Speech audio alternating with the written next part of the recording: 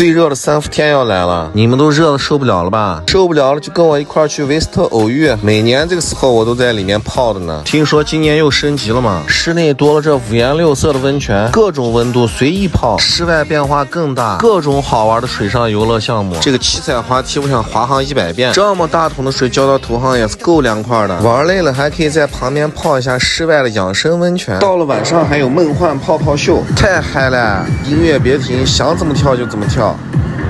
看看这个小朋友玩的多嗨！维斯特现在真的太呆了，又解暑又好玩的地方，下次一定要带小姐姐一起来。抖音。